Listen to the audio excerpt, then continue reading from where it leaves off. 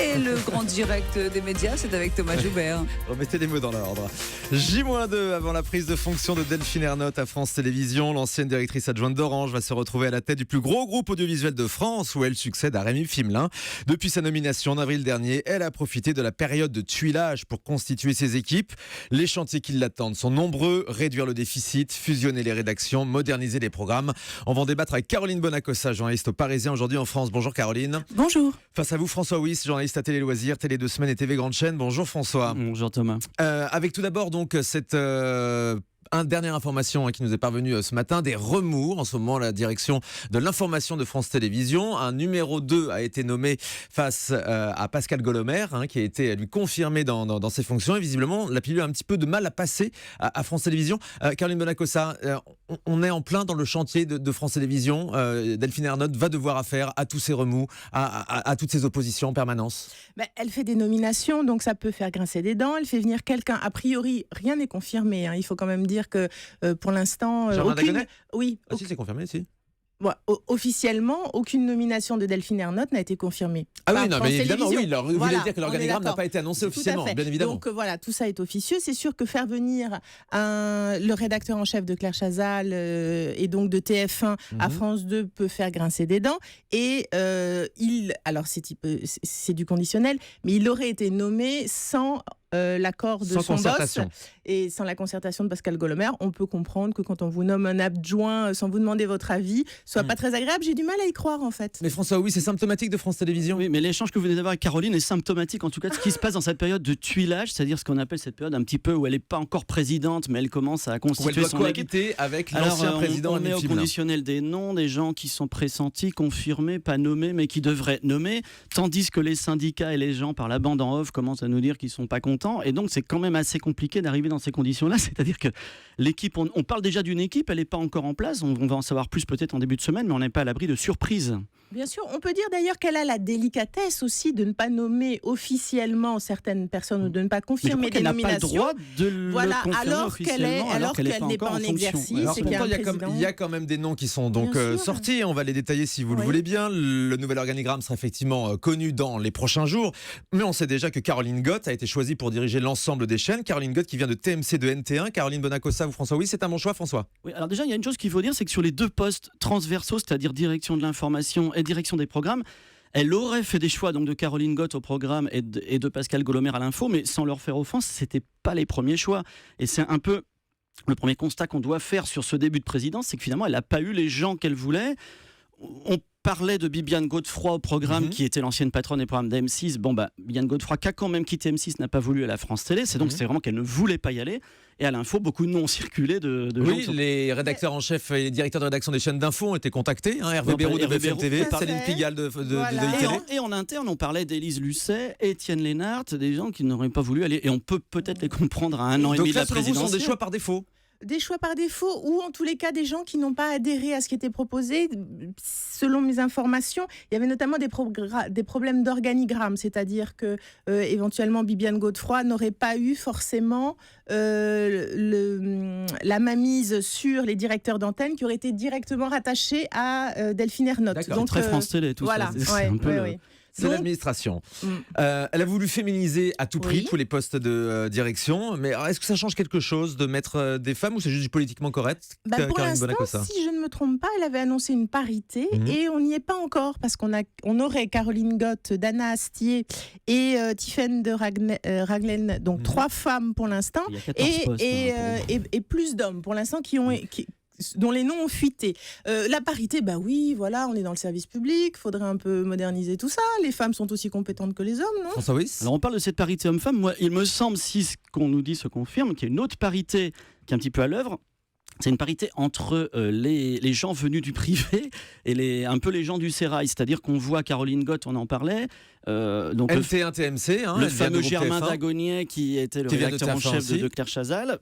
Par ailleurs, on va revenir Vincent Mellet à France 2. Alors ça, c'est le nouveau patron de France 2. On va les détailler d'ailleurs. Voilà, mais enfin, il y a des gens il y a des gens qu'on a confirmés à leur poste, il y a des gens qu'on a fait revenir d'autres antennes, mais qui sont des produits France Télévisions, des gens du groupe TF1. Donc on voit que pour le moment, la parité que je vois, c'est une parité venu du privé et du sérail, et ce qui n'est pas anodin parce que c'est un raccord avec ce qu'elle veut faire pour France Télé. Caroline je pense. On peut Bonacossa. dire qu'il y a un éclectisme dans les noms qui perlent pour l'instant, puisque donc Caroline Gott, c'est le groupe TF1. Vincent Mellé, il vient d'Arte, même il a été Ancien longtemps à France 3. Dana Astier, donc elle resterait en poste. Michel Fil de lui.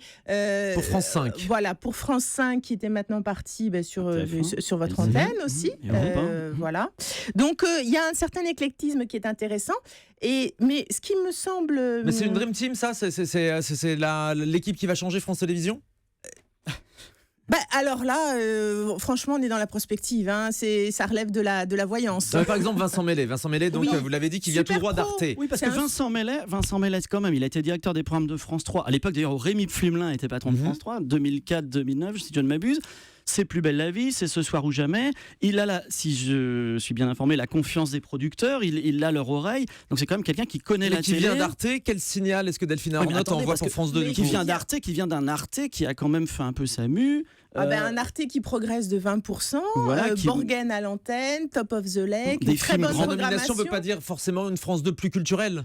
Non, ça veut dire un bon mélange entre la qualité et l'audimat. C'est exactement Patrick le... Sébastien, toujours sa place? François Wyss? Bah oui, parce que c'est quand même populaire. Je pense qu'on revient au bon vieux slogan du président Bourges, Hervé Bourges, à l'époque de TF1 Public, Qui au début des était années, qui était la télé populaire de qualité. Finalement, on n'a Ouais. pas beaucoup changé en 30 ans. Pas de changement à France 3, on l'a dit. Dana Astier reste en place pour poursuivre le chantier entamé. L'objectif, c'est de rajeunir la chaîne. Oui, François alors c'est pas le seul objectif pour France 3 et je crois savoir qu'il y a un peu d'inquiétude à France 3 par rapport à ce que va faire la présidente Ernotte. Parce que si j'ai bien compris, un des chantiers numéro 1, c'est de différencier France 2 et France 3. Donc France 2 serait la chaîne de l'événement. Sous-entendu que France 3, donc par opposition, ne le serait pas, elle serait plutôt la chaîne du patrimoine. Donc je crois qu'il y a un peu une angoisse à France 3 d'être un peu la chaîne musée. Et au niveau de l'information, de redevenir finalement la chaîne des régions. Alors vous allez me dire, c'est ce qu'elle était censée être à la base, mais France 3 s'est construite comme une deuxième généraliste à côté de France 2 depuis des années. Je crois qu'il y a une angoisse à France 3. Vieillissante, Caroline Bonacossa. Alors, vieillissante, mais À une peine plus antenne, que France 2 au niveau de la moyenne d'âge. qui était très en difficulté il y a 3-4 ans et qui se porte mieux maintenant. Et je pense que c'est aussi important de le dire dans les perspectives de Delphine Ernotte. Elle trouve un service public qui est en bonne forme. France 2 n'a jamais été aussi bon. France 3 s'est stabilisé.